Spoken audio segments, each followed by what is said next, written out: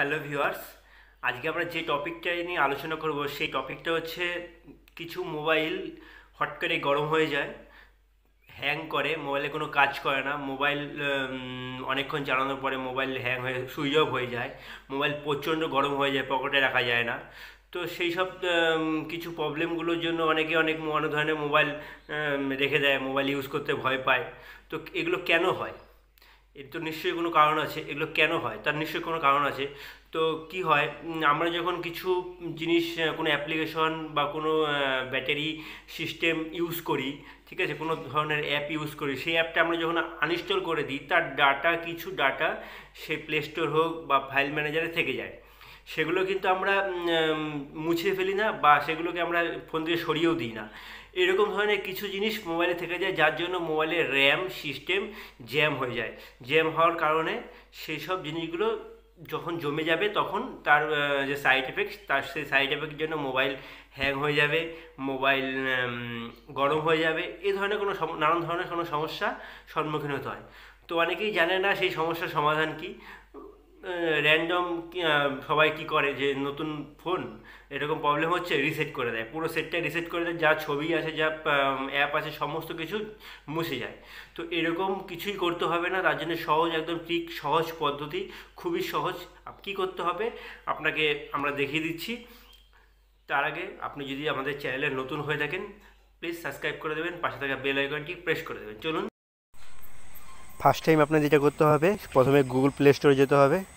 Play স্টোরে গিয়ে আপনাকে উপরে যে লাল বাটনটা আছে আর লেখা, সেখানে ক্লিক করতে হবে। ক্লিক করার পর মাই অ্যাপস গেমস, দেখুন টিক মার্ক করছি, সেইখানে মাই অ্যাপস গেমস, সেখানে ক্লিক করতে হবে। ক্লিক করার পর দেখুন উপরে লাইব্রেরি বলে একটা অপশন আছে টিক মার্ক করা, সেই লাইব্রেরি অপশনে গিয়ে ক্লিক করুন। ক্লিক করার পর দেখেন এখানে একটা পেজ আসলো। দেখবেন আপনাদের মোবাইলে এই পেজে এখানে অনেক রকমের অ্যাপ ইনস্টল করা আছে। সেই ইনস্টলগুলো আপনারা যখন মোবাইলে অ্যাপ ইনস্টল করেছিলেন, আনইনস্টল করে দেওয়ার পর এইখানে ডাটাগুলো সেখানে রয়ে যায়। সেই ডাটাগুলো আপনার মোবাইলের র্যামের ক্ষতি করে, র্যামের ব্যাটারি খেয়ে নেয়, র্যাম ভর্তি হয়ে যায় যখন ব্যাটারির উপর চাপ পড়ে, ঠিক আছে, প্রসেসরের উপর চাপ পড়ে, তার জন্য আপনার মোবাইল গরম হয়ে যায়, মোবাইল হ্যাং হয়ে যায়, মোবাইল স্লো হয়ে যায়। তো এটা কী করতে হবে, এখানে পাশাপাশি দেখুন ওখানে ক্রস চিহ্ন আছে, সেই ক্রস চিহ্নে গিয়ে সেগুলোকে সব ডিসেবল মানে রিমুভ করতে হবে। প্রত্যেকটাকে রিমুভ করে দিন। রিমুভ করে দেওয়ার পর দেখেন এখানে পুরো এরকম নো অ্যাক্টিভিটি অ্যাপস দেখাবে, ঠিক আছে। আনইনস্টলের দেখানোর পর আপনি সোজা চলে আসবেন সেটিংসে গিয়ে দেখেন নিচে অ্যাপ ম্যানেজমেন্ট বলে একটা অপশন আছে, সেখানে ক্লিক করবেন। ক্লিক করার পর অ্যাপ লিস্টে যাবেন।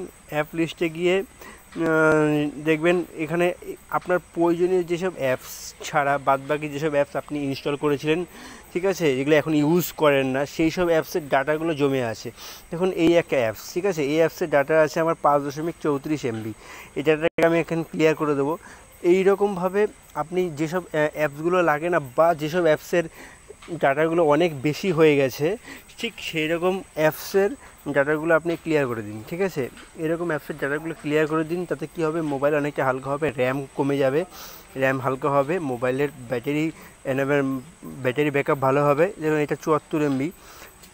এরকমভাবে সব কিছু করে দেওয়ার পর দেখবেন আপনার মোবাইলের র্যাম ফাঁকা হয়ে যাবে, প্রসেসরে হালকা হবে, ঠিক আছে, মোবাইল গরম হবে না। তারপর কী করতে হবে, এখানে একটা পাওয়ার মোড সেভিংস আছে, সেখানে আপনাকে সেটাকে এনেবল করে দেবে, ডিসেবল থাকে সেটাকে এনেবল করে দেবেন। এরকমভাবে ক্লিক করে এনেবল করে দেবেন, তাতে যেটুকু পাওয়ার লাগে আপনার ফোনে, সেইটুকু পাওয়ারই আপনি আপনার ফোনে ব্যবহার করতে পারবেন। এইভাবে আপনি সেটিংস করুন। সেটিংস করে সুইচ অন করে অন করুন মোবাইল।